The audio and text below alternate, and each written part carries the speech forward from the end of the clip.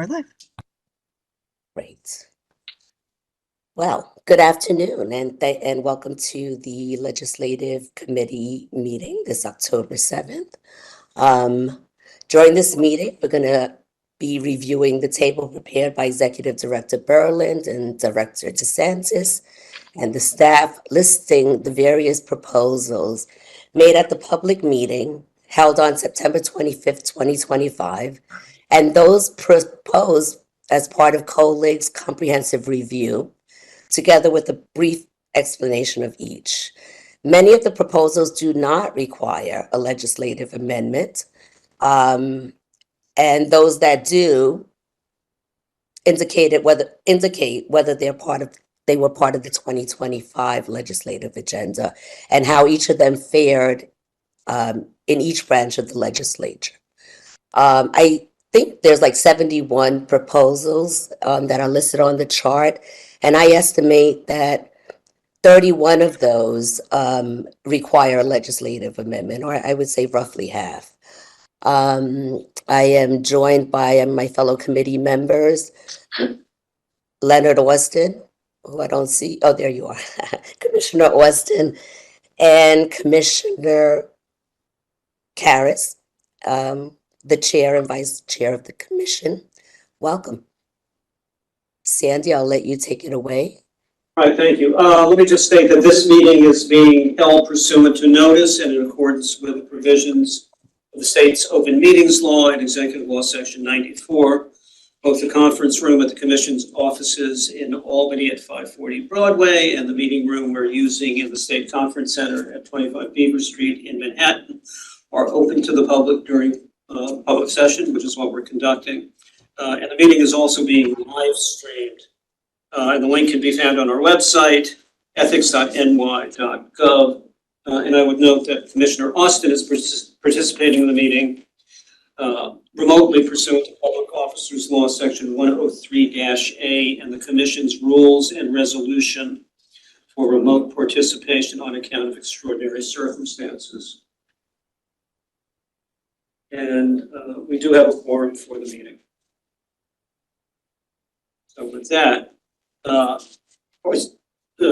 staff circulated to commissioners both the compilation of written comments that were received following or in conjunction with the public hearing the annual public hearing that the commission conducted on September 25th at the New York City Bar Association at various remote locations, both here in Manhattan and in Albany.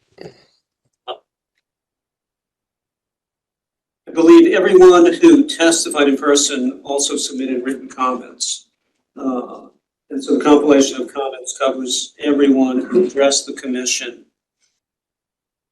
at the public hearing, as well as some additional comments, a number of additional comments that were subsequently received. I also circulated a spreadsheet that is organized according to the potential proposals, staff's potential proposals that thus far kind of emanated from the comprehensive review process that the commission has been conducting almost since its inception under section 94(1) of the Public Officers Law, which calls upon the commission broadly to assess the compatibility of existing advisory opinions, regulations, and other precedent with ECRA,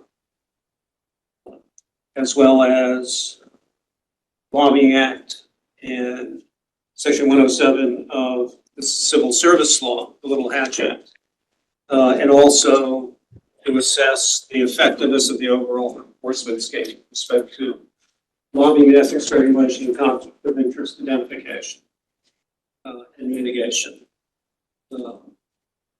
And total of 43 potential proposals thus far. I don't want to say it's exhaustive because more or different ones may come out as the comprehensive review process proceeds. But there were 43 that were part of the public notice for the hearing. And for the most part, the comments that we received, both in oral testimony and the written comments, focus on those 43 potential proposals, which are outlined in the spreadsheet that I circulated, organized in the same way, sort of by operational unit or area of regulatory action or responsibility of the commission. And then to the extent some of the comments, criticisms, proposals fell outside those 43 potential proposals, those are listed at the end of the spreadsheet.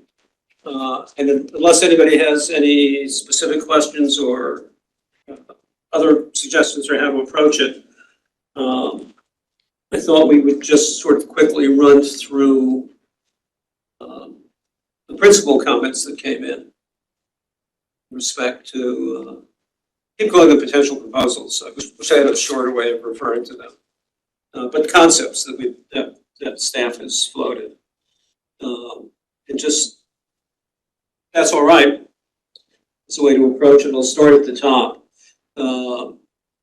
Staff did pose a number of questions that were sort of prompts for inquiry related to each of the regulatory areas. We didn't specifically ask for comments on those. We got a couple of comments. Really the proposals that were the focus, but two overriding questions under the statute are, is New York's ethics and lobbying regulation system effective?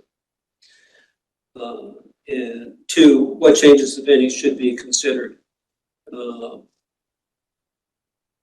Yes, nobody took the bait specifically on the first question. We got a lot of individual comments. On the second, we did receive one comment from SA, Empire State Society Associated Executives or Association Executives. And their comment was that it's important for the commission to recognize the distinction between professional lobbyists and volunteers and shape standards accordingly. And they suggested that the commission work collaboratively with stakeholders to improve education, training,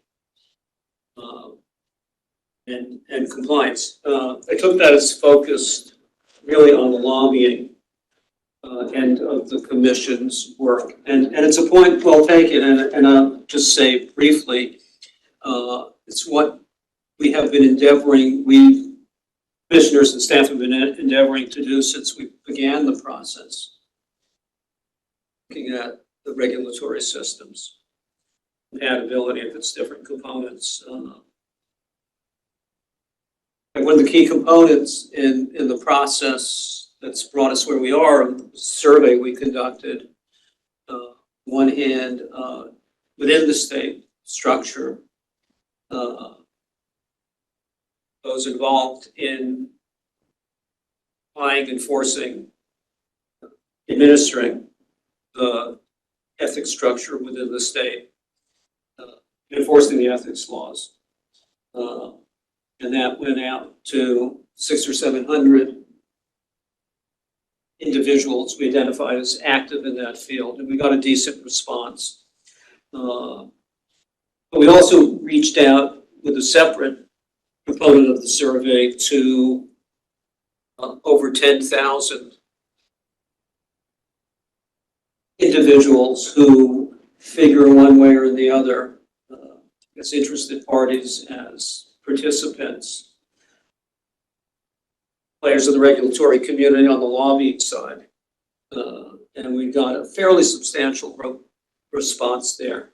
And we previously talked about comments we got back on the lobbying end of our survey. And the analysis that our consultant formed on that, which has informed the proposals on, certainly on the lobbying side of this. But I do want to acknowledge the comment from SA, which I think is right on point. In terms of individual proposals going to the first section, ethics and guidance, I should note that reInvent Albany, I think among the commenters, said something about each of our proposals. That was actually very helpful. But for the most part, they supported what we've put in play, and maybe they raised us a couple on some of them, where they would go even further. On some, maybe pull back a little bit. I think a couple of the comments are worthy of attention. One, we had suggested that it's time to revisit the $15 gift threshold. 15 bucks doesn't buy you very much. The constant example we see is that a state employee can accept, a lobbyist can give a cup of coffee once in a reporting cycle, but 2 cups, if you're getting it from, depending on the vendor and flavorings you get, puts you over the limit. And we had suggested maybe raising it. Apparently, there's a proposal in New York City to raise the threshold. Maybe it is now $50. I know in some municipalities it's been 50 for a while. In some municipalities, I know it was 75. For their part, Reinvent Albany thinks that the 50 in the city is too high. Whereas SA suggested that raising to $15 to $25 would be appropriate, but also clarifying the gift rules. And that's something that we have proposed as well. Also a focus on the travel approval process. We have raised the question and made a suggestion that requirements maybe could be better articulated, particularly with respect to requirements when a non-interested source is making the gift. Reinvent Albany agrees generally with revisiting the issue. It's on travel. They suggest, and it's something I know the commissioners have talked about too, banning payment or reimbursement of travel expenses altogether by third parties. We have not gone that far. There is a proposal in that the COELIG is considering that would increase the reporting that takes place with respect to payment of expenses by outside sources. I think currently there's a ban. Not a ban per se, but increased reporting. I think agencies now are required under the COEP rules to report donations to an agency totaling 5,000 or more than 5,000 from single sources. And then the recommendation is to reduce that and to have additional reporting. It's proposed new board rules, section 1-19. And reporting gifts to the city, proposed amendment to board rules, section 1-01, sub H, and section 1-14. Something for us to consider, certainly. We've also proposed on the FDS side whether the current threshold of $1,000 for reporting gifts received maybe should be reduced. Is there a rationale for even having a threshold on that side at all?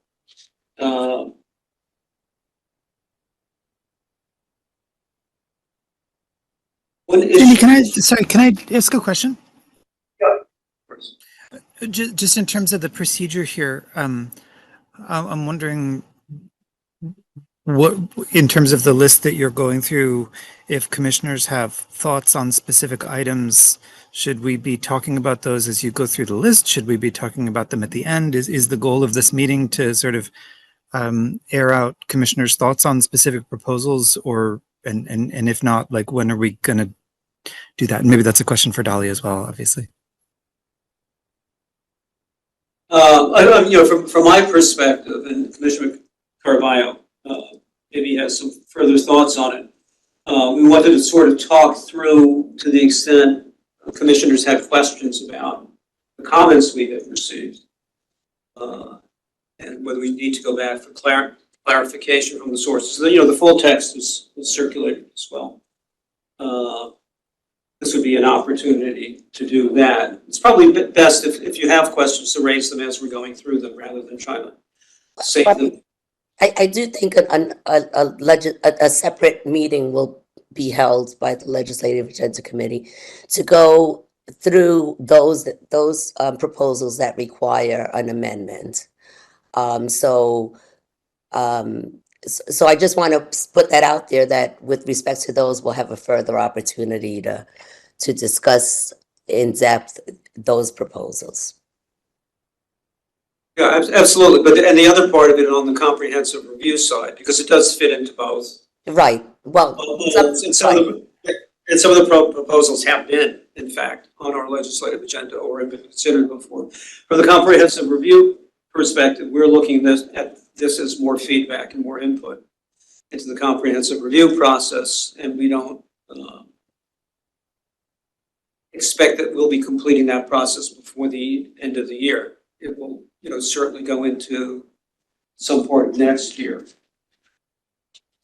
And in a larger sense, to the extent we have a larger integrated proposal, that would be likely in not in the coming years, but the following years, legislative proposals or agenda, if that makes sense.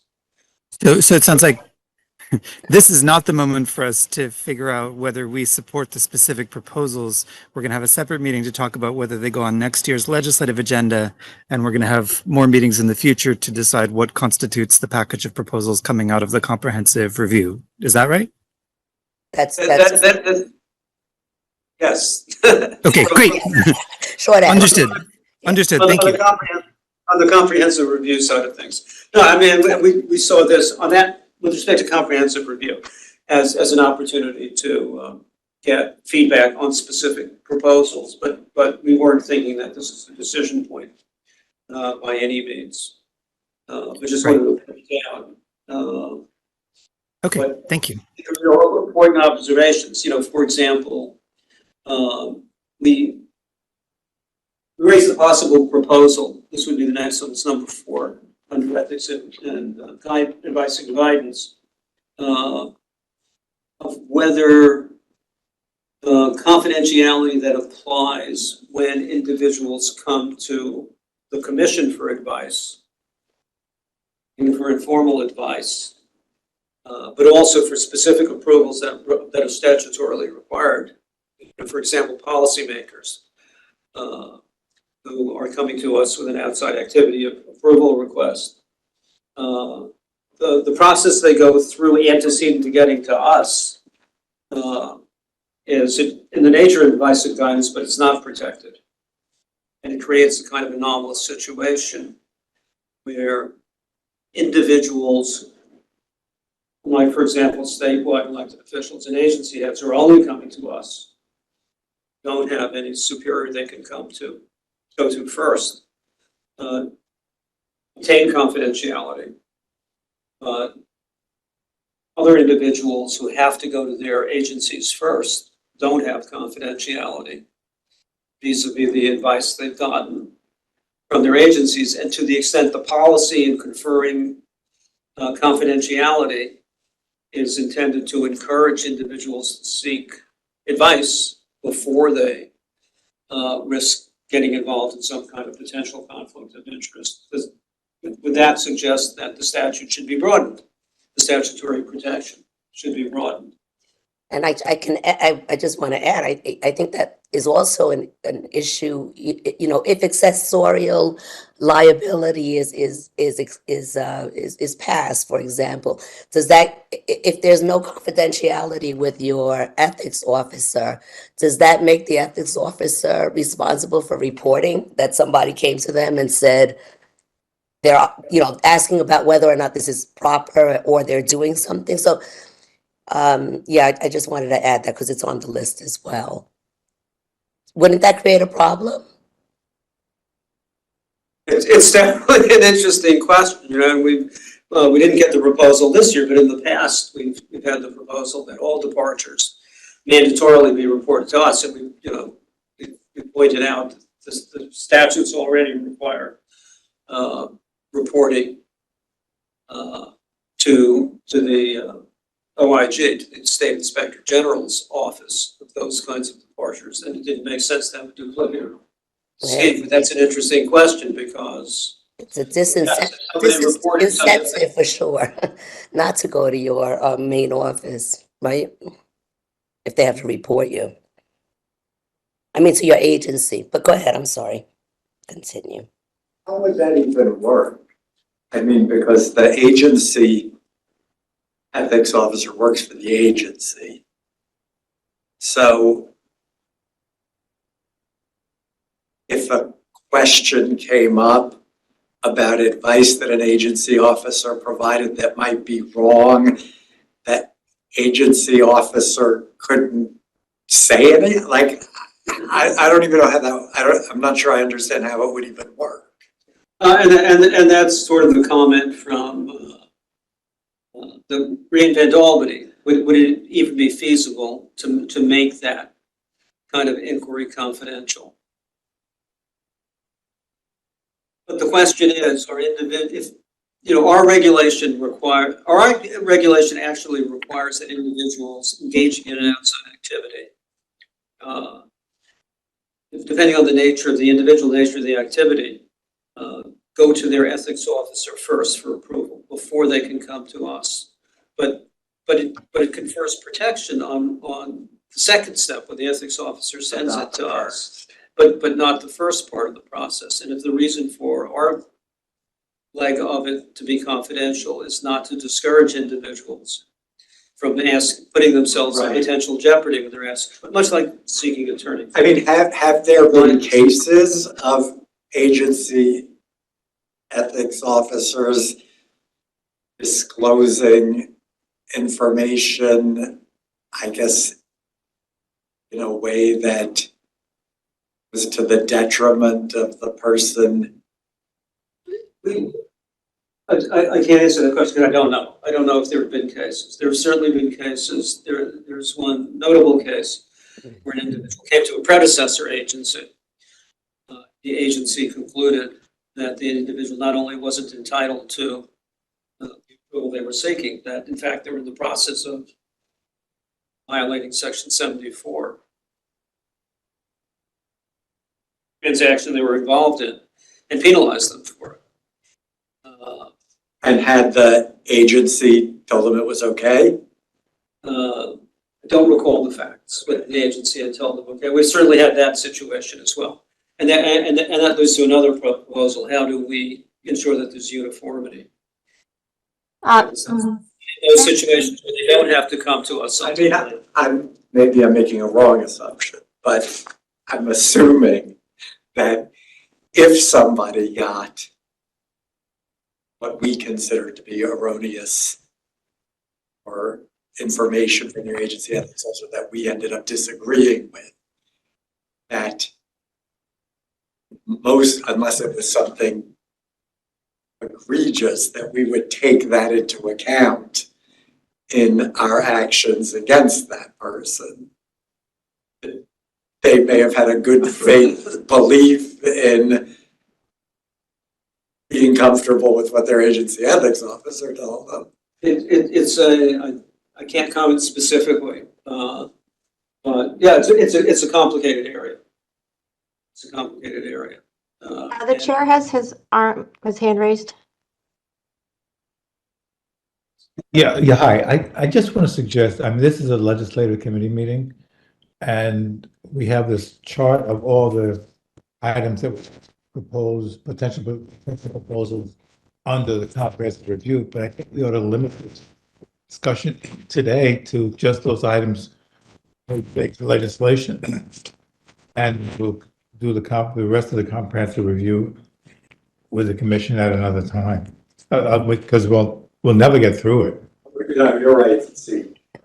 Yeah, well, That's why, Seymour, I said we should have a separate meeting to consider those proposals that require a legislative amendment. Because because a lot of these, I would think about half of them don't, so.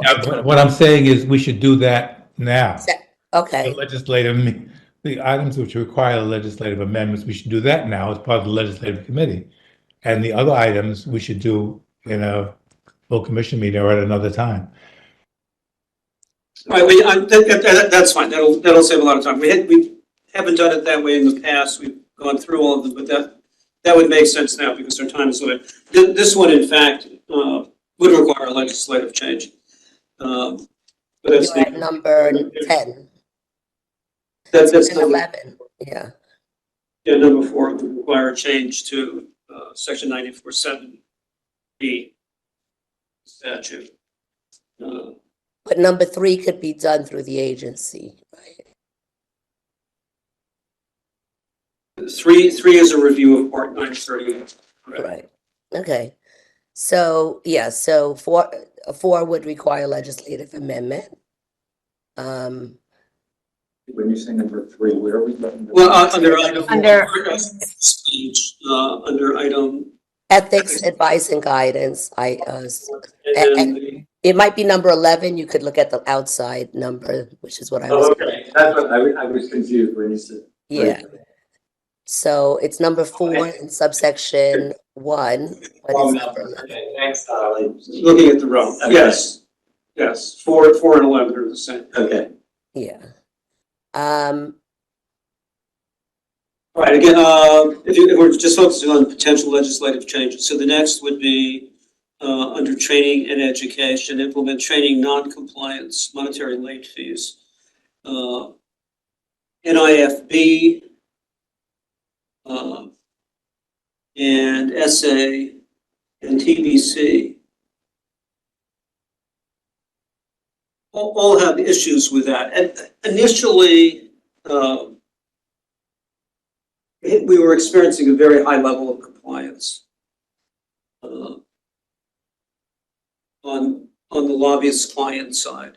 I think we had gotten up to 83% very early on when the requirement first went into effect. And we first created a regulation, lobbying regulation, to govern the methodology to be used for certifying who would certify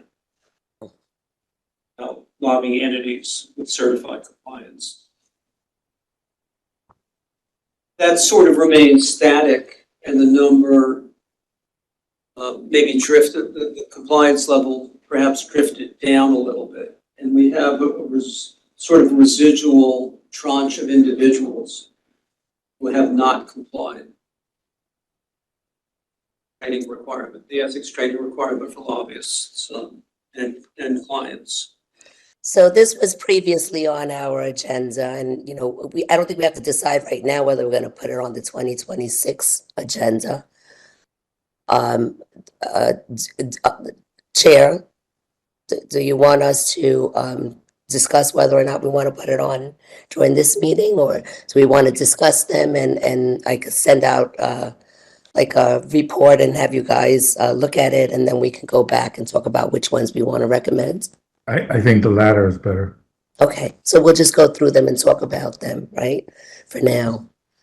Anyway, I just wanted to note that there's some opposition, essentially coming from the association. Somebody, a little bit of feedback. If everyone who's not talking can mute themselves, that would be great. You.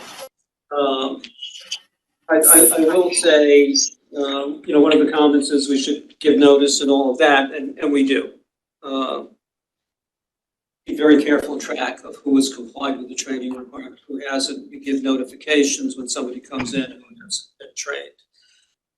And we periodically remind them, so there's no issue there. We have eased the steps that need to be taken, both to certify training and how trainings can be conducted, so they can be conducted in the aggregate. And there's a system for aggregate certification of training in place. Vice Chair I believe, wants to make a comment. Oh, thanks, Emily. I mean, Sandy, you've addressed it. I was just curious. It seems like I think the Business Council specifically doesn't seem to think that people do get notice of the training requirements. I was going to ask you to address that, but you kind of did. Yes. Yeah, I mean, individuals do, if they are showing up on a registration statement, and reported as lobbying, then they have to take the training. Client who is engaged in lobbying activity. And do they get do they get notice like when their deadline is coming up that says, you know, you've got only so much time left to respond to this? They do. They do. Yeah.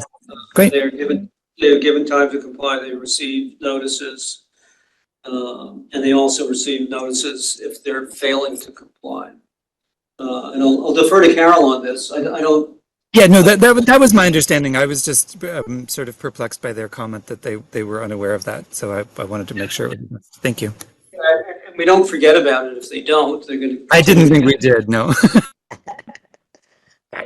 But there's not, and I would add, although we're doing this rather gently by talking about late fees in effect for the training.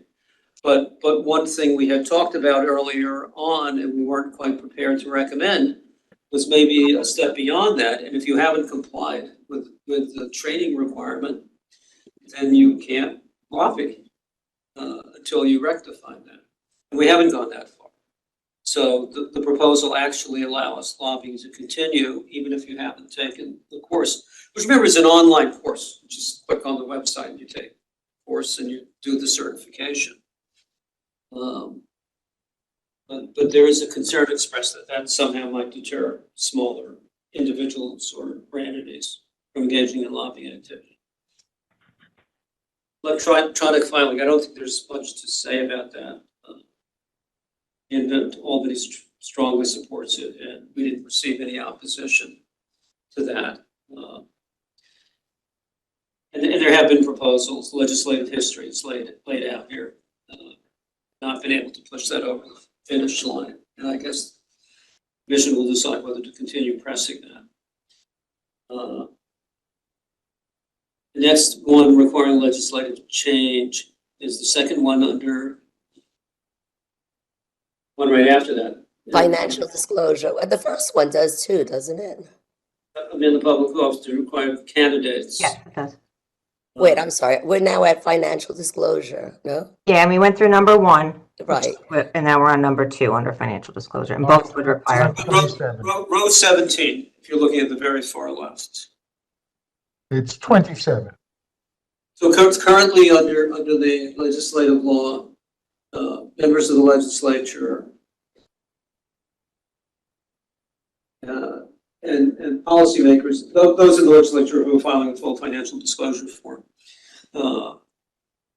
as well as candidates, file their financial disclosure statements with the LEC, not with the commission. We have suggested that they should be filing them with the commission. Copy can be made available to the LEC so that they can review it. But it's a question of timing. There's a delay in the financial disclosure statements coming to us. We have a relatively short statutory fuse then to put those online. The statute, and there's an ambiguity, requires us to put members' financial disclosure statements on the website. It's silent with respect to candidates, and we think it should be specific that we post candidate financial disclosure statements, and also that we receive them directly so that we can commence our review right away, make them available right away. The proposal from NYPIRG supports it, and NYPIRG agrees, suggests that simultaneously we file the vote. The chair has his hand raised. I was going to point that out, but doesn't that make more sense that they'd be simultaneously filed rather than have one file and have them filed with either us or the the Legislative Ethics Office and then have that forwarded? I mean, if it's electronic, or even if it's a typed statement, they're filing it, they just have to email it. I agree. Yeah, I mean, as a matter of course, and it's sort of not unrelated to the first proposal. We don't receive those electronically. They're submitted by, at least as the members, they submit hard copy, often handwritten forms. But I guess my question. The LEC and then The hard copies, are they delivered by mail or are they actually emailed? We they're received, delivered probably by hand. We don't think the mails or any electronic medium is being used to transmit them. We think they hand deliver them to the LEC. and then we get them on a thumb drive. Yeah, and they can make a copy and run it over to us, Okay. or vice versa. Well, if it was electronic, that would encourage them. If they had Right. to file it simultaneously, it might encourage them to file it electronically. Right. All right, well, it's just a thought. Okay. Anyway, that's our proposal. And we didn't see any objections to it come in. The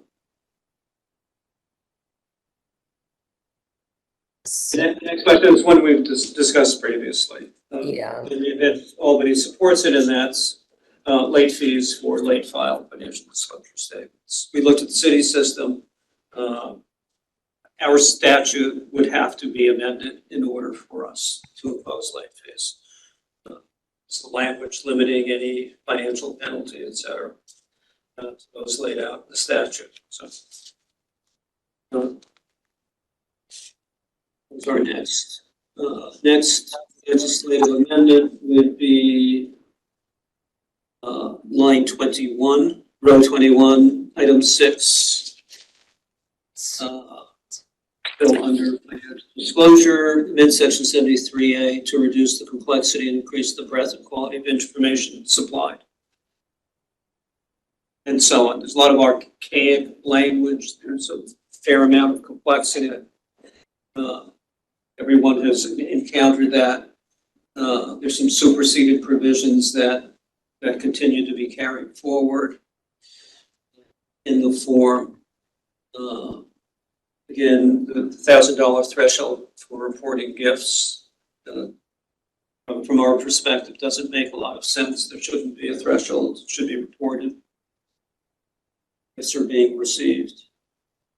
And we have the further proposal that the catch-all provision that appears in the short form that legislative employees file would be part of the form as well. Chair, Vice Chair, so you have hands up.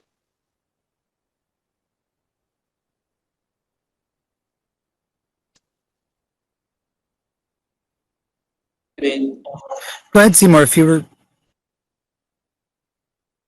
I'm sorry, I failed to lower my hand. Oh, I see. Okay.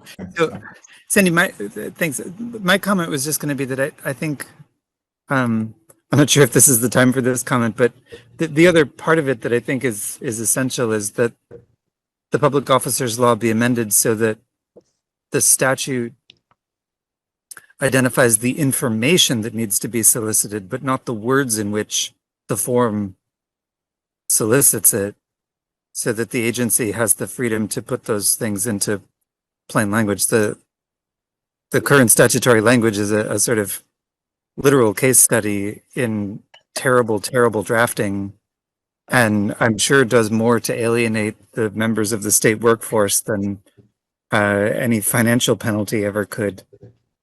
So I think that was also part of what the groups were expressing, and I would hope that makes it into our discussion. I put it in as a recommendation, and we should go through that, yes, as we go through each one. I think that's something we should strongly consider. Yeah, absolutely. It's something, because we haven't had the discretion or the authority to do it. It's not something we've attempted before, and I suppose, even if we had a legislative, if we decide to go a different route and have the language adopted, our proposal should include a proposed form structured the way we think it should be. And I will say that Reinvent Albany indicates strong support, and NIPERC particularly agreed with removing the $1,000 for gifts. Also requiring disclosure of certificate of taxation. Sandy, I'm not sure we're saying the same thing. I don't want us to submit a form to the legislature that's better written and have the legislature say, yes, that's the better form. I want the legislature to let us write the form to get whatever identification the legislature identifies as necessary. No, I understand. I understand. And I think we should consider too the possibility of getting ahead of that. In the event they want to see what the form's going to look like. Oh, I see. Like, here's what we'll do if you give us this power, here's what we'll do with it. Sure, that makes good sense. Yeah, thank you. Yeah. Nicely. And then if they have specific issues, we can work with Be those. drafted or, yeah, okay. Next, unless there are any other comments, next is the next one. Authorize the commission to post financial disclosure statements of candidates for state office. I mentioned that earlier. It's the same thing. We currently post the FDSs of incumbents, but we don't have the authority to post the FDSs. They're available on request, but we don't have the authority to post them on our website. And is that something we feel that we want to recommend or we feel strongly about? It has been on our legislative agenda. Yeah, I see. Mm-hmm. It has, not as far as being introduced in the Senate and the Assembly, but not further. Okay. So I guess we're considering putting it back on. All right. Correct. The next, we're up to lobbying activity. The first one, Yeah, most of the lobbying activities require legislative amendment, right? yeah, and the first one I think is the most interesting from my perspective in terms of the comments that we received in response to it. This, with Well, yeah. in every previous annual hearing we've conducted, and even independently of the annual hearing process, we have received the suggestion that we join in advocating the requirement that lobbyists be required to report campaign contributions, campaign services that they provide, fundraising that they conduct for candidates. We've been somewhat lukewarm on those proposals in the past, partly because, as some of the commenters have indicated, those who are opposed or skeptical of the value requirement and what its effect would be, partly because of the additional burden and getting outside of our wheelhouse. We do have a body by state board of elections that collects that information, receives it from committees and from candidates, as opposed to from lobbyists. Not something that we have done, so our collection practices or application would have to be substantially changed to do it. It would be somewhat expensive, and we'd be getting into a whole new realm of regulation and enforcing the requirement, which we haven't been involved in before. Campaign finance potential violations, at least in terms of reporting to us. The other side of it was we were of the view that the fact that information is being reported to the Board of Elections, and the fact that the their information, their campaign finance database is publicly available, as is the data in the lobbying application. Would make it possible for anybody interested in knowing what lobbyists were making, what contributions they were making, what services they were providing to campaigns, would be ascertainable. We actually looked at that ourselves, and the feasibility of doing that, and the inconsistencies in data between the two databases. We're very careful in taking whatever steps we can to ensure that the data we're getting is clean, that we know who the identified parties are, what they're spending money on, and the like in our database. The same isn't completely true with the campaign finance data. Campaigns vary in quality, if you will, of the entries that they make into the database. And if nothing else, it makes it difficult to match things up. Also, the campaigns don't necessarily have to disclose, and it may depend on particular requirements and jurisdictions, don't necessarily have to report a relative of a lobbyist that's making a contribution, or somebody associated with, but not actually the lobbyist that's providing a campaign service. So based on that, we put out the possible potential proposal that some of that information be reported to us by lobbyists. So you'd have the data in one place, and you wouldn't have the doubts that would exist about linking contributors, lobbyists that would exist if you were trying to match up two databases. Vice Chair Ayers, do you have a question? Thanks. Yeah, and Cindy, this is just making sure I understand what you're saying. But so it sounds like in theory, the data that we would be seeking here is already publicly available, but in practice, it may be the case that relying on the campaigns to report that data produces less reliable information than we'd like. So even though one approach would be to try to connect our system in some way, or to the Board of Elections system, or to try to ask the Board of Elections for the data and then post it ourselves, that in your view, that wouldn't produce sufficiently reliable information, or is that something that staff is still sort of thinking about? No, we're past that point. We had thought, for example, that one might be able to create a dashboard. Right. So that if somebody interested in looking at the question could do some research and say, here's a lobbyist who's working on such and such an issue, lobbying a particular target. Is that individual giving money, or people related to them giving money to that target who's running for office? I mean, that would be the simplest inquiry. Right. And what we learned was it's not so easy to do that. A lobbyist's name could be misspelled.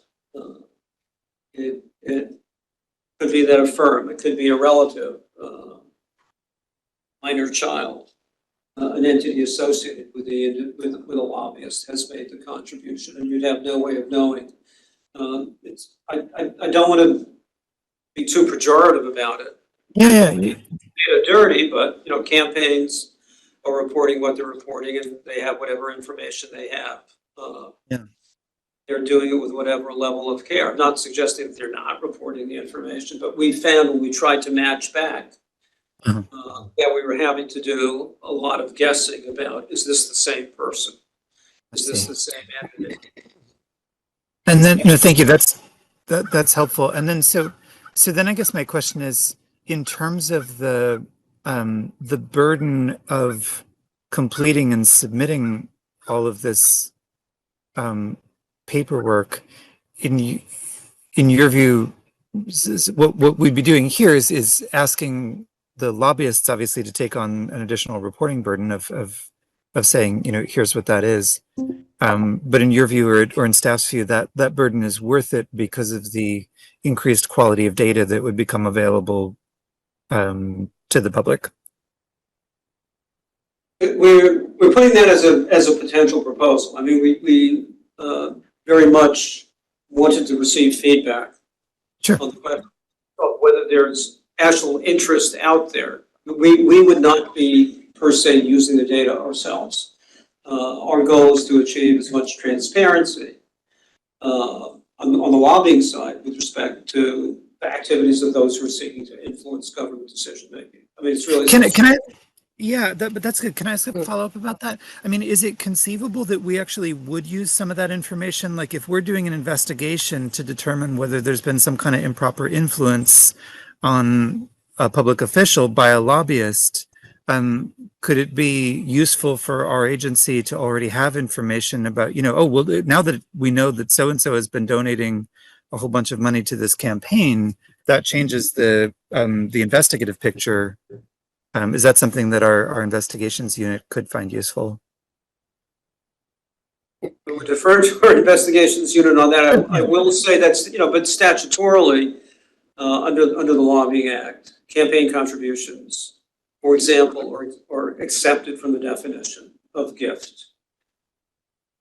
I'm not thinking about gifts so much as conflict of interest issues, or where we're trying to determine whether somebody's taken action inconsistent with the public trust or otherwise suggestive of improper influence. If I may, I think we're talking about two different things, right? Because if I'm right, I mean, the proposal is for us to propose a legislative amendment to prohibit or limit what their contributions are. And we're talking also about making the information available, right? Well, no, they're two complementary proposals. So it's the first one and the second one together. Okay, so we're talking about both together at this point. Okay. We're talking about both because they're interrelated issues. And so let me ask you, with as far as the reporting, would what Emily's proposing, which is the I'm missing out on the word, Emily, that it's all available in one place, even though we're not. Sorry. Dashboard. The dashboard, thank you, that's it. Would the dashboard take care of the information piece of it? It didn't. We had Kathy Kaufman, Dr. Kathy Kaufman, when she first came on board. We asked the question, could we do that? Could we create a dashboard? Could you create a dashboard that would link the data in the campaign finance database maintained by the Board of Elections with the data we have in the lobbying application, the XQ, the public search query, so that an individual wouldn't have to go back and forth between two databases searching. It would be one place and it would connect the two. For all practical purposes, it would be invisible to them that they're going to two different databases. And could you match it up? And you can't match nominees, designees, or alternative vehicles that are being used to make the contributions, because the campaign finance database is not disclosing that to begin with. And even where the lobbyist, him or herself, is making the contribution, she found it very, very difficult to match individuals. You might have a first initial and a last name. I see. So, Right. And we don't have like personal addresses. Yeah, we don't have personal addresses, of the lobbyists. We have them with a unique identifier, so we always know any information related to that lobbyist gets put to that unique identifier. It's not like that with the Board of Elections, because the campaigns just say, I got a check from so-and-so, and it might have their home address, and it doesn't say where they work. It might be John A. Smith, and we might have, in our database, it might be J. Smith on the check, and you don't know, like we think, but we can't, without doing a lot of digging, you can't just clean up that data. Like, it's not like you can just say, it would take research, basically. So it's not an easy thing to do. I'm sorry, Ava. So we were talking about both. So did you finish your thought on? You did. Okay. And so I just wanted, so are we saying, are we considering both to be put on the agenda, or just one or two? I don't know that but I don't know if we're,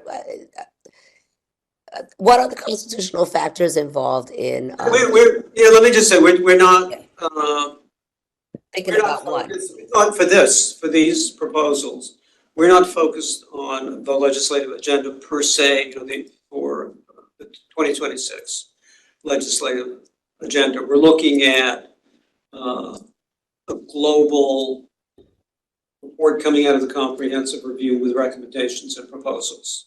Okay, So we're so, thinking in the context of that, what can be done? What does the commission recommend be done overall to strengthen or make more effective, if necessary, lobbying regulation in New York State? It's, answering that broad question. I guess the first question is it effective? Is it sufficiently effective? And what changes, if any, are we proposing? So these are in the context of that.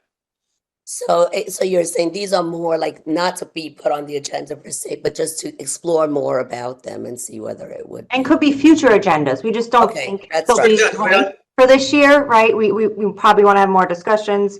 I'll look Okay. into it a little bit more, but I think the comprehensive review is going to have a whole list of items that could be on future legislative agendas, depending on the priorities that year, right? So every year we'll say, okay, we got this one passed. Great. What new one do we want to put on? Or this one we know is dead in the water, is not going anywhere. Let's That's what I take would it up think. and let's put something else on. Because we can't put forward like 20 proposals. We know that we're not going to get traction. So let's, prioritize every year what we're going to do. And I just want to mention that Commissioner Austin has had his hand up for a very long time. He's been very patient. Oh, I don't see you. I only see 5 people on my dashboard, so I'm sorry. Oh, Len? Okay. Might we want to consider a global resolution with the various agencies to collect this information? I would assume that's us, Board of Elections, and the legislative ethics offices, and perhaps create a clearinghouse that has a form that gives everybody the information they need, so that you have on that form, identify the donor. Are you involved with lobbying? Is there a member of your immediate family involved? And various questions that would resolve that issue that Emily was telling us about, as well as give us an opportunity to know what's been given and by whom. I think it's just a question of how you organize the inquiry that you can resolve many of the issues that would make it more difficult. Board of Elections would get their information, we would have our information, and we could go forward with a singular approach that everybody knows what it is. We don't have that competing agency catching people, agencies catching people in limbo. Yeah, again, by linking, yes. I mean, I was going to say, in fact, in terms of limitations, restrictions, or whatever might be put in place on contributions or services provided by lobbyists or fundraising by lobbyists for candidates or elected officials. Yeah, that can all be put on the BOE side of the ledger in their database. And that kind of reporting can be done. Some jurisdictions have that sort of enhanced reporting requirement. And then you'd have to link it back, because you wouldn't know right from that, unless you were creating a second lobbying informational database, whether that lobbyist, for example, was lobbying that particular incumbent candidate during the current legislative session. You'd have to come back to our database. Or I guess you could duplicatively require it to be reported on the other side. But yeah, there's a real question as to where you put it. And if you put it in the middle somewhere in a separate database, somebody would have to administer it. We would be fine if another agency's budget supported that. But we're not necessarily seeing the likelihood of that emerging. But we see that, this is a proposal that certainly didn't originate with us. We've been getting these recommendations over the past couple of years. Commissioner Karras. Sort of going off of that, it's also, if you go beyond information and sunlight, it becomes an enormous sort of new area. Because remember, we're not just talking about lobbyists, we're talking about lobbyists and clients. And clients is almost everybody. I mean, it's every major contractor, every major developer, every major social service organization. So and then you're talking about identifying which top level employees have their contributions limited. So then you're in building enormous databases. And then people have to return campaign contributions if they get over. It's an enormous structure that has to be built. So it's sort of like when I had talked about with the discrimination and harassment, if you're going to add that to us, I almost think in both cases you need a restructuring of the agencies that currently have pieces of this, to either put them all in one place or to have them working together, because it's really a big undertaking. And then you're going to need people auditing the campaigns. It's a whole. With respect to restrictions or. Yeah, to make sure the restrictions are being violated, to make sure the contributions are being returned, to make sure matching funds aren't being granted for illegal contributions that exceed the limit. It's a big thing, I think. That's on the BOE side right now. And I don't think what we have here would necessarily change that. Right now, we'd just be a receiver, a repository of information. I don't think anything that we proposed would give us the authority to enforce, the campaign contribution limit laws. That's under BOE. But I see what you're saying about restructuring. I'm just saying currently that's right. And if we're going to make those things sort of under the umbrella of ethics, then it would, instead of elections, it just depends sort of how you do it. But I guess I was thinking about it sort of. Yeah, and it may be, an either or,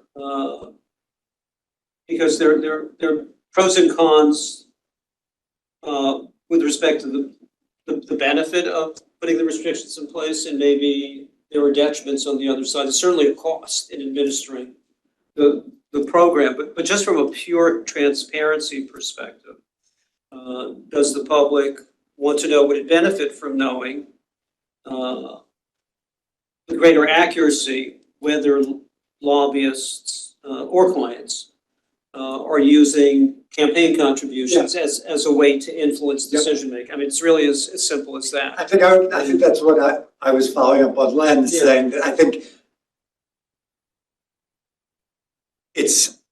think the magnitude is different if you go beyond information to actual restrictions, where then you need sort of you may need a whole new infrastructure to deal with that. So I think we can safely say number one is something to consider and study for now and think about, and as Emily said, that might be part of our future legislative agendas. And two as well, right? Yep. Okay, so shall we move on to number 3 under lobbying, which is? I'm sorry, Deli, can I just add one more thought before we move on? Sure, of course. And I'll be quick. I'm sorry, there's a plane going overhead, if that's Your making fault. it noisy. It's, I didn't send it up there. I guess I did come out here. I was just gonna say, I think that I mean, I take Jim's point about the scope of what would have to be filed.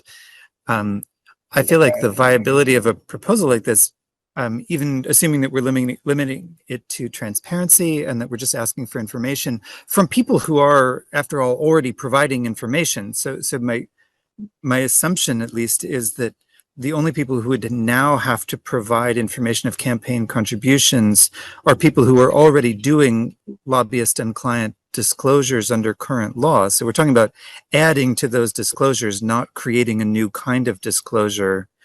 That being the case, what would make this sort of feasible or work or not is, I think, sufficiently upgrading our systems that could be done in an efficient way, that doesn't create like a whole new form that lobbyists and clients have to file a whole new reporting period that's like, hey, we've got 2 years, 3 years, 6 months, and let's add, and now let's make it a 5-month cycle for this kind of report, right? And the kind of dashboards or applications or upgrades to our existing system that could make it right.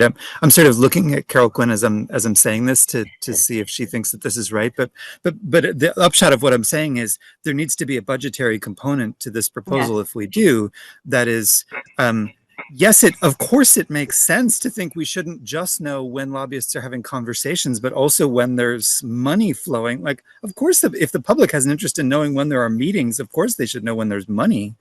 The question is, are we going to get the budget to make that system work in a way that doesn't just produce unnecessary headaches for everybody, and also that lets us, on the output side, produce the information in a way that's actually accessible to the public, where, you know, it costs a lot of money to create, as everybody on staff knows, and everybody does.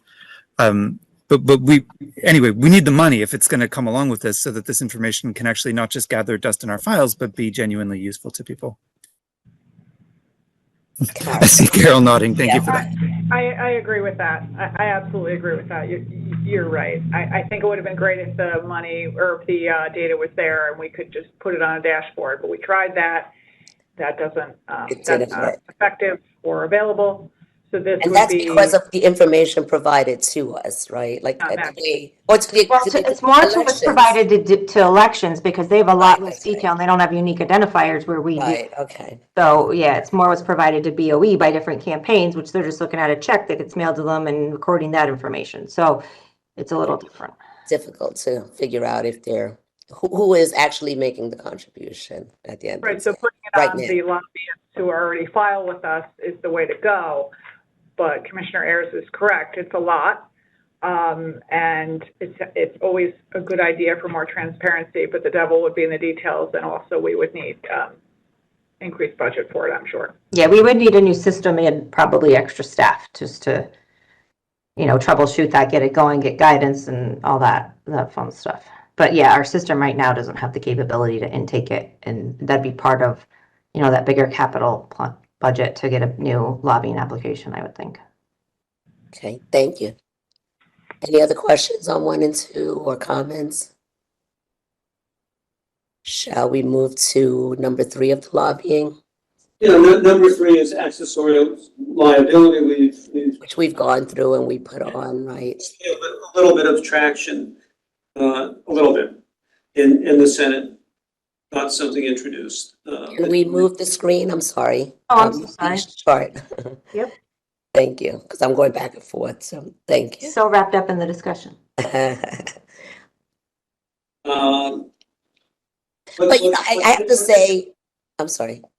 I mentioned this when we talked about it in the other category about the accessorial liability and keeping disclosures to agency ethics people quiet. I think this creates an issue. You know, I have heard of ethics officers telling employees, like, you know, don't put it in the form of a hypothetical, sort of, so that they don't have any liability or responsibility to report. So I know we had it on our agenda for 2025, and I strongly supported it, but I do understand how it can create issues within the agencies.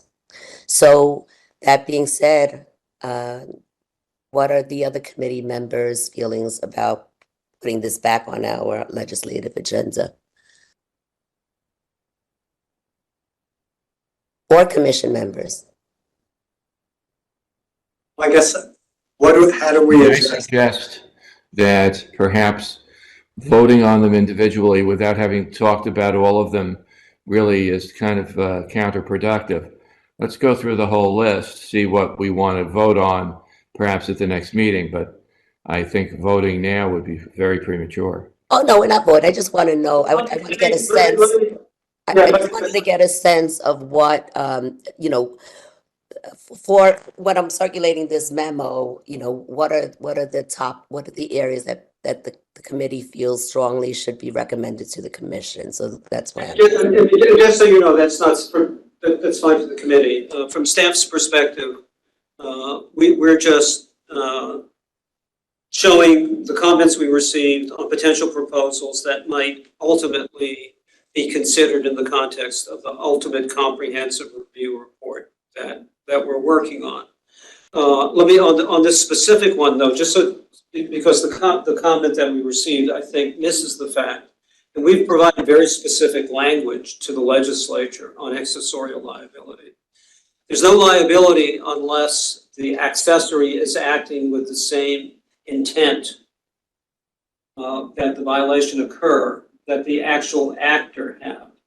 So there's no chance of somebody misadvising somebody on what the law does or doesn't permit in being held liable for a violation. If they're giving somebody bad advice for the specific purpose of wanting them to commit a violation. Co-conspirator, right? That's liability, I think, but. Well, and that works the other way too, because then if somebody can show us that they did rely on what they thought was legitimate advice, that could negate their intent. It goes to intent as well, but we want people to seek advice. Right. But I don't see a real danger that somebody in advising an individual in good faith could end up having culpability. The statute that we've drafted, the language we provided to the legislature, and the language that I believe was in the bill that was introduced, makes it very clear that the accessory has to be acting with the same intent, the same mental state that's required for the underlying violation. So we're not trying to put people on technicalities that they inadvertently did something, forgot to lock a door, whatever. When do we expect staff recommendations? On legislative agenda items? At the November. Or on public statements, yeah. We were, in terms of the 2026 legislative agenda, my understanding was that the committee would be convening to consider that at some point in advance of the November meeting. And then whatever that committee recommended would then go before the full committee at the November meeting. Well, my point is that in years past, before we even thought about voting with regard to what we wanted on the agenda, we did have the staff give us their thoughts also. So yes, we would do that at the next meeting of this committee. Right. The legislative agenda meeting of this committee, which, based on conversations we've been having for a while now, was not going to be at this meeting. It was going to be a subsequent meeting. Okay. how many, if I may just, since we have a 4 o'clock stop on this, are there any new ones that we haven't considered in the past that we may want to kick around first? I'm not sure any of them will be ripe.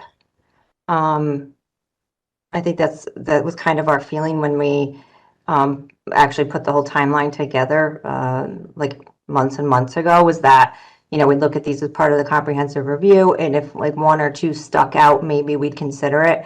So if there's only like 1 or 2 that stick out for commissioners, I think we might be able to consider that. But if other commissioners have questions or want more information, we're not going to be able to do that in time for the 2026 agenda. All right, because one of my concerns has always been the open meetings law and how we deal with that, being a small group, nominal votes and available, and a lot of work to do. So, And we do have that was on our 2025 agenda. right. And that law is up again. The FOIL law is, or not, I'm sorry, I keep saying that. The open meetings law is up again this year, so that could get more traction. So, if all commissioners, which I think most of you agree, you'd like to keep that on and continue to advance that, we would keep that on. Good, thank you. Yep. And in terms of the other question, as was mentioned earlier, all the items under lobbying would require legislative change. Except exploring technological options. Conceivably, the source of funding regulations could be handled without a legislative change, but for imposing penalties for lobbying, So, yeah, regulations conceivably require legislative change, maybe not. That's something we have to look at more closely. Strengthening source of funding again, we can look at record keeping by lobbyists. Maybe we could do that by regulation, although statute is fairly specific on record keeping. I don't know what number you're up to, but I have does number 11 of the lobbying, which is number 34, does that require legislative amendment, or is that something we can, is that a rule enactment or amendment? I think we feel that that's required. There may be a debate, but I think prudence being the better part of valor, it would be a legislative change, right, Carol? That's Yeah. imposing late fees. The statute allows for and provides for late fees for registration amendments, and the original filings of registrations and CSAs and BIMOs, but it does not specify or provide late fees for amendments to the CSAs or BIMOs. So I'm pretty confident that legislation is required. Oh, okay. Thank you. All right. I will change that in my notes and put it on our meeting agenda when we meet. Thank you. And it should be. It's an important change because holding back on amendments can be critical. Another way to avoid transparency, right? Yeah, to avoid transparency, exactly. We went through. Next item also requires legislation. Maybe. Requiring a statement of position. The act specifies the information that's supposed to be supplied. Yeah, I think we looked at that, and I think you guys determined that it was helpful based on other states to have that information. That might be one that could be ripe for this year, because we've been looking at it for a couple of years now.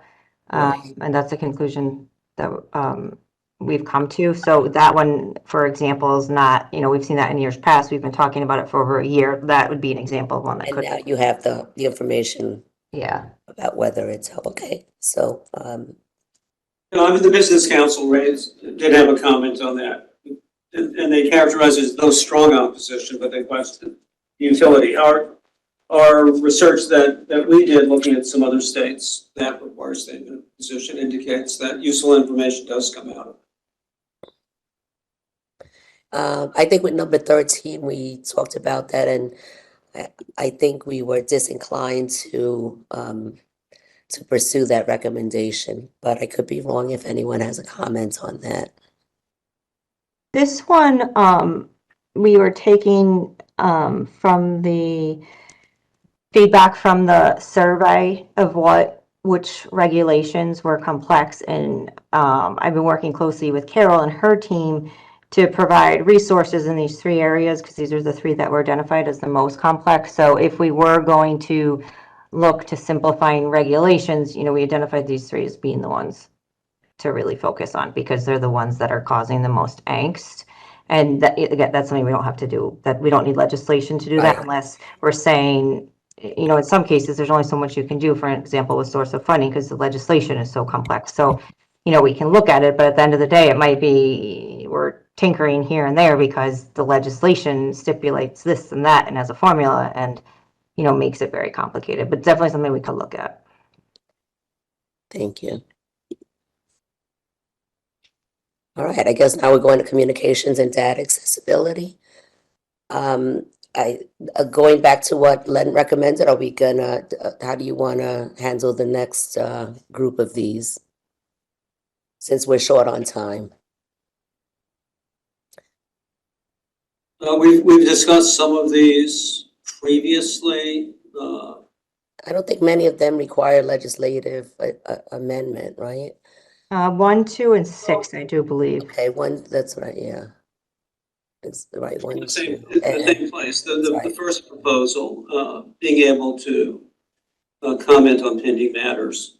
There's some latitude in the regulations in acknowledging that a matter has been opened or closed or is pending, where there's a public interest and maybe there's already been some disclosure about it. But there could be instances where it would be helpful to have legislation allowing the commission to state more.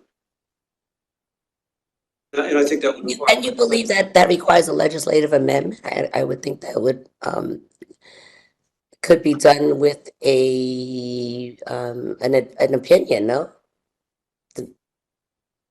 Didn't we do that, with an opinion for related type of? We did it on guidance waiver, based on waiver concepts. And yes, you could certainly, as you know, and that's why we refer to instances now when a matter is already somehow in the public domain. An individual may announce that they filed a complaint with the commission, or the recipient of a subpoena might go public with it, and so the information is out there. If it's a matter of sufficient public interest, under the regulations, the commission can at least confirm whether or not the matter is pending, but they can't say much more about it. They can't say it's going to go to hearing in 3 weeks, or provide something more substantive.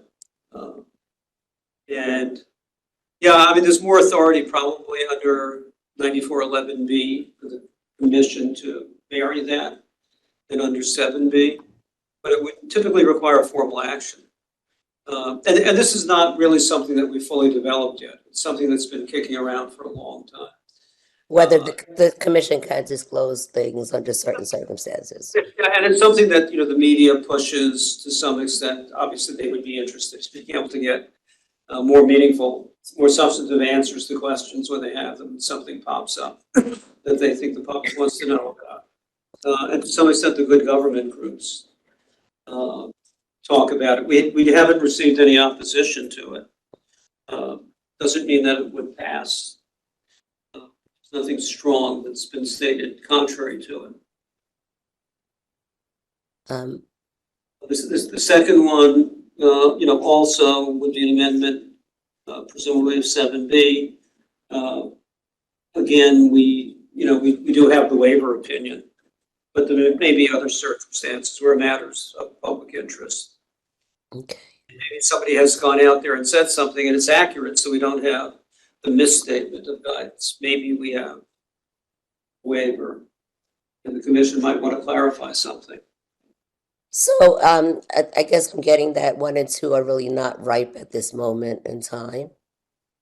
We wouldn't be present, not for the current legislative agenda, as part of a larger package where we're talking about transparency broadly.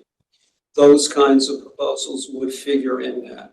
Okay, As part of the comprehensive review, so. all right, so it's different than us, the committee, considering it, correct? Right? As part generally of fostering public confidence in the commission, to let the public know that, yeah, we're paying attention to something. Okay. It's on our docket, that sort of thing, but not in terms of the specific legislative proposal for the current legislative agenda. Well, before I send this memo out, I'll send it to you and Emily in case I misstated something. Taking notes. To the committee. Okay, thanks. And number 6 on that, in that grouping, communication data accessibility, delineate the records that we can and cannot disclose. I kind of would support this, but would it be so burdensome?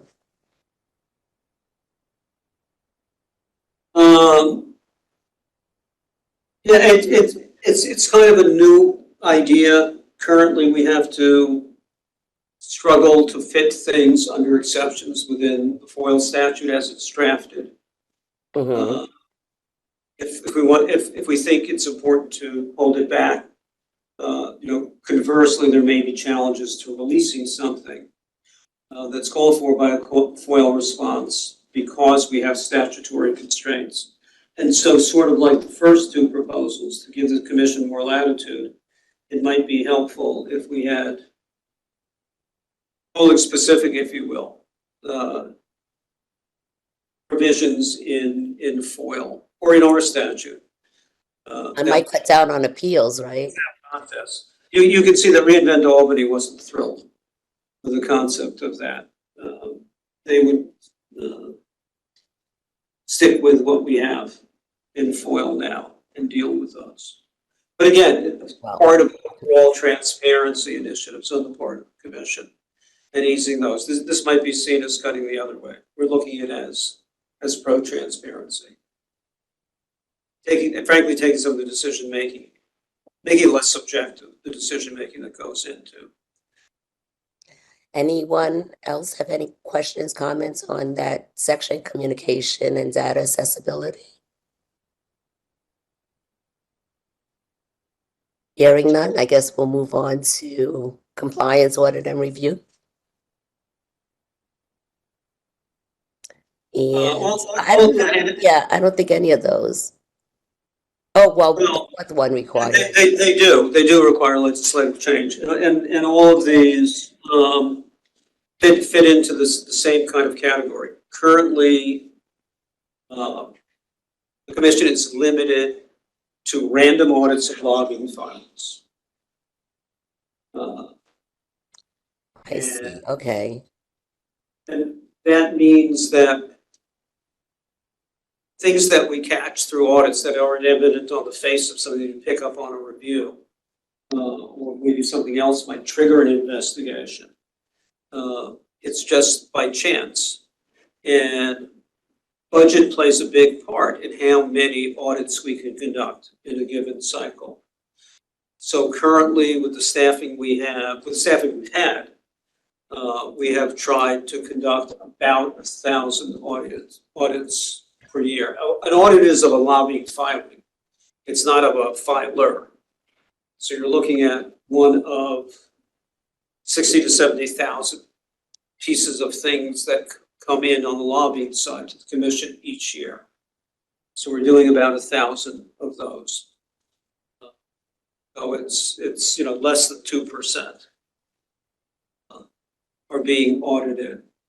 When we do audit it, recognize they're random. We're not looking at hot spots or anything, or sensitive areas or whatever that are likely to generate potential violations, or just things that are wrong that need to be corrected.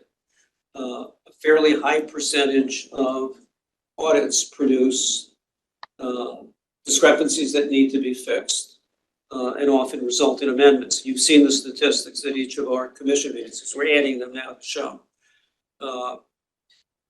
Would it make more sense to allow more discretion? Among other things, as we've been looking at the comprehensive review generally, we're looking at what other states are doing, other cities' jurisdictions that deal with review of lobbying and ethics filings. And we're looking at the technologies that they use. And there are systems that are in place that allow high-level reviews of all filings to be conducted, looking for signs of potential problems. And we're thinking it might make a lot of sense, and we haven't fully developed the proposal, but we will by the conclusion of the comprehensive review process, that maybe a change in the law that would allow us to look at everything. And maybe that would be, the random target population, maybe would be all the filings, and we would run them through a system that would then identify discrepancies and allow us to zero those filings that look like they may be problematic. So just because presently we're not able to contact, commission staff is not able to contact elected officials or staff or their staff about discrepancies?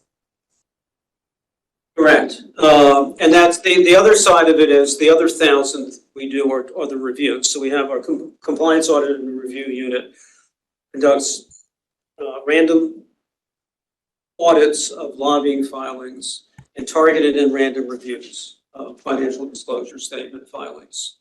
We do conduct targeted reviews of of a population that's defined in the statute that includes all state elected officials, statewide elected officials, members of the legislature. We have some additional agency heads, et cetera, that we include in the population. If we find things that we want to ask questions about in the review process, whether in the random review or in a targeted review, we issue what's called a request for additional information letter, RAIL, to the individual to ask, it looks like you're the head of a corporation somewhere. How come it's not on your form, or is that a different person, or whatever the question may be? Or you report that you hold a position in a company, but then you don't report any income from it. Or for somebody who's not in the legislature, we send them the RAIL. If somebody's in the legislature, we send it to the LEC, and then they deal with getting the information for us. It's inefficient. And the filtering isn't necessary. We think we should be able to deal with them directly. So as far as the this committee goes, these are proposals that at the outset require more funding, right? And may or may not require an amendment. So those are things that are likely not going to be on this agenda, Emily. They are, again, we want to have an integrated transparency proposal in the comprehensive. Okay, so review. we as a committee will be considering this. Yeah, and they may or may not, there are different approaches that may or may not involve additional or much additional costs. There's some systems, for example, that not in the current budget. The current budget is not going to have any space in it. But All future right. budget. We're down to 6 minutes, so Do you want to move on to All right, yeah, we investigation? weren't thinking of this as the legislative agenda meeting, but no, none of those. Okay. I know we there was a little bit of confusion about yeah. We may, Recovery. I may come back at you later and say maybe we do.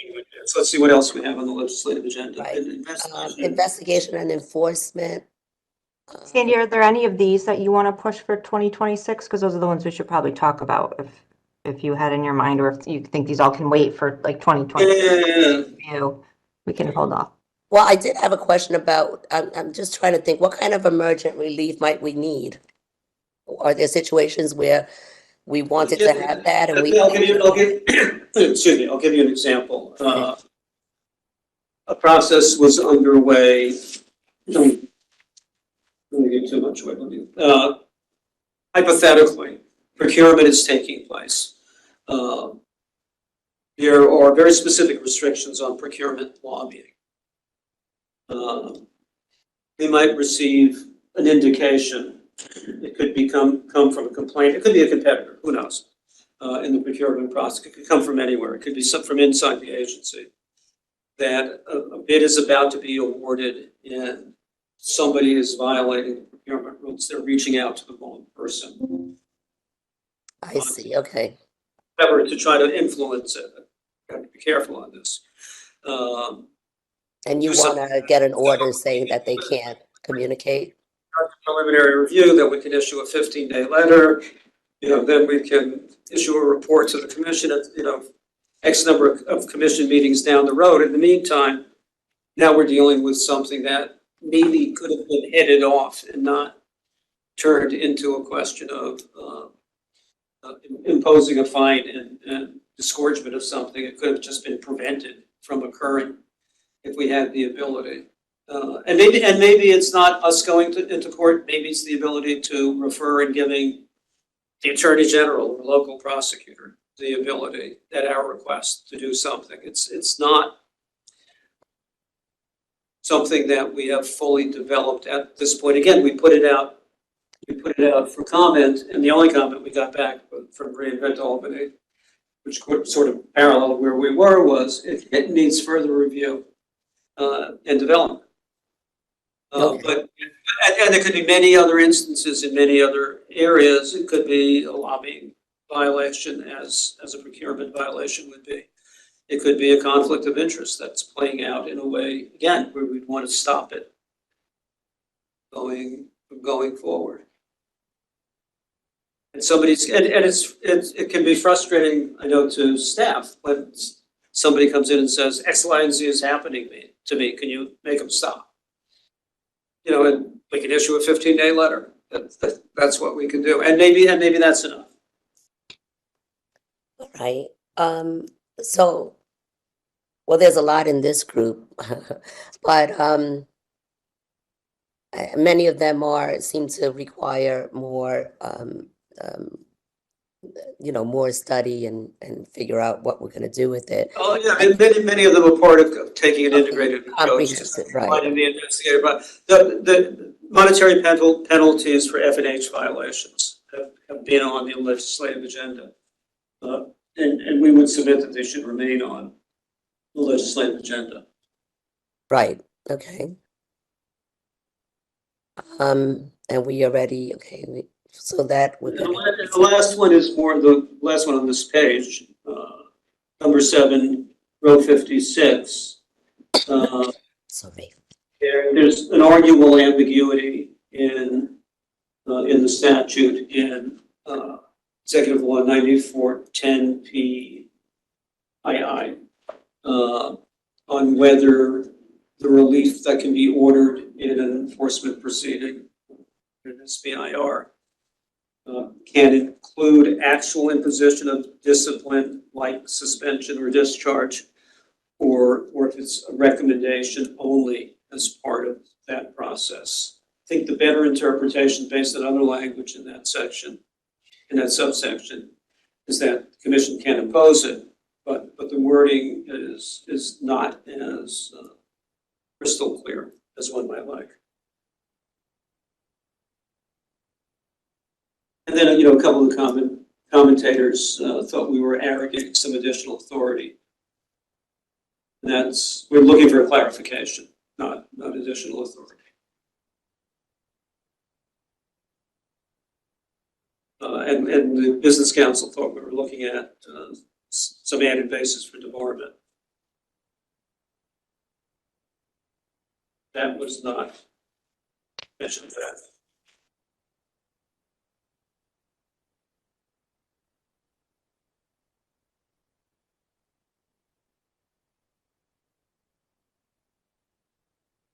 Oh, we can't hear you, Commissioner Carabao.